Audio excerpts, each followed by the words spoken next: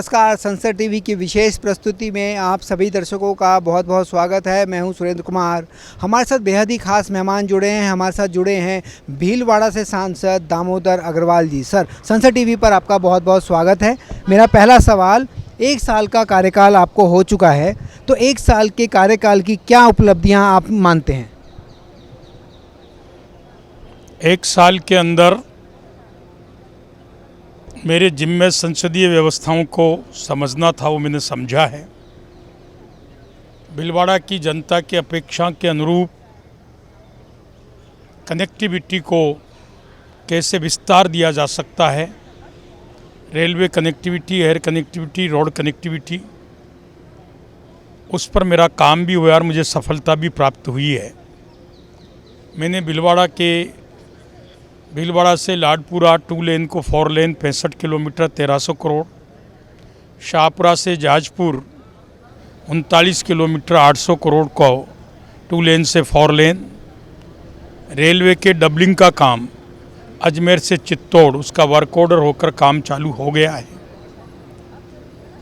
हमारे हमीरगढ़ हवाई पट्टी जो भीलवाड़ा में है, वहाँ पर एविएशन की इंस्टीट्यूट पायलट ट्रेनिंग सेंटर लगभग चालू हो रहा है। वहाँ से शीघ्र कॉमर्शियल फ़्लाइट चालू हो, इसका प्रयास मैं कर रहा हूँ।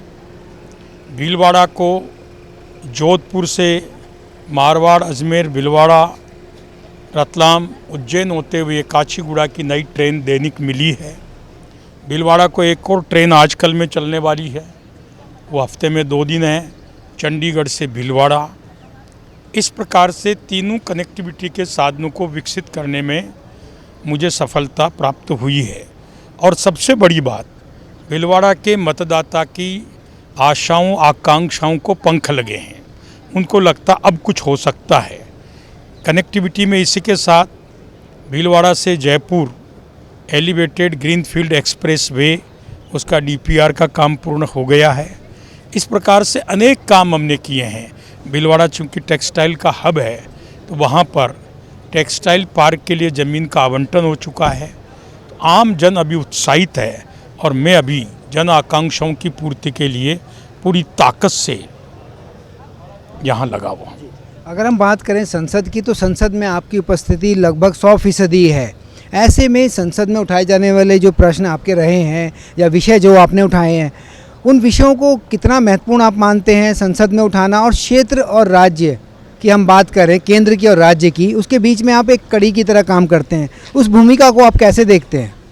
देखिए, सदन में मैंने वही भीलवाड़ा लोकसभा क्षेत्र से संबंधित मुद्दों को ही ज़्यादा उठाया है। और मुझे खुशी है कि रेलवे मंत्रालय ने, माननीय रेलवे मंत्री अश्विनी वैष्णव जी ने, हमारे सड़क मंत्रालय ने यानी हमारे नितिन गडकरी साहब ने, हमने जहाँ पर जो बात रखी, सबने मेरे जैसे एक नए सांसद की बात को भी केवल गंभीरता से सुना नहीं, बल्कि मुझे उपहार स्वरूप वहाँ के विकास की योजनाओं को स्वीकृत किया है। इससे मैं और उत्साहित हूँ और कुछ अच्छी योजनाएं लेकर यहाँ आने वाला हूँ। रही बात प्रदेश की और यहाँ की, चूँकि मैं प्रदेश का भारतीय जनता पार्टी का भी महामंत्री हूँ, इस नाते भी अनेक चीज़ों को कोऑर्डिनेट करने में केंद्रीय संगठन से भी हमारी राय मशवरा होता रहता है। और दोनों के बीच में सेतु के रूप में काम, जो जिम्मेदारी का मुझे मिलता है, मैं पूर्ण निष्ठा के साथ करता हूँ। अगर हम बात करें विकसित भारत के लक्ष्य को हासिल करने के लिए, प्रधानमंत्री नरेंद्र मोदी का जो लक्ष्य है, उसको हासिल करने में आप भीलवाड़ा को कहाँ पाते हैं?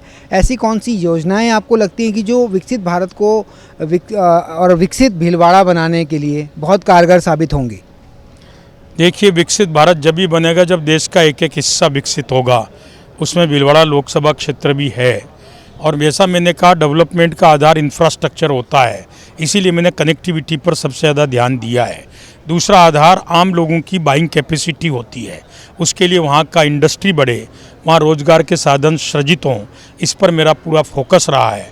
मैं विश्वासपूर्वक ये कह सकता हूँ, 2047 के विकसित भारत के सपने में भीलवाड़ा लोकसभा क्षेत्र हिंदुस्तान के अग्रणी लोकसभा क्षेत्र में नरेंद्र भाई को हम उपहार स्वरूप देंगे, उन्हीं की कृपा से, उन्हीं के आशीर्वाद से, उन्हीं के मार्गदर्शन से, उन्हीं के सहयोग से। संसद टीवी से सर बात करने के लिए आपका बहुत बहुत धन्यवाद जी। तो ये थे भीलवाड़ा से सांसद दामोदर अग्रवाल जी, जिन्होंने बताया विकसित भारत के लक्ष्य को हासिल करने के लिए विकसित भीलवाड़ा को वो एक उपहार स्वरूप नरेंद्र मोदी को सौंपेंगे। और उनका कहना भी यही है, अगर विकसित भारत बनाना है तो विकसित भारत में हर राज्य को, हर क्षेत्र को अपनी भूमिका अदा करनी होगी। संसद टीवी के लिए सुरेंद्र कुमार।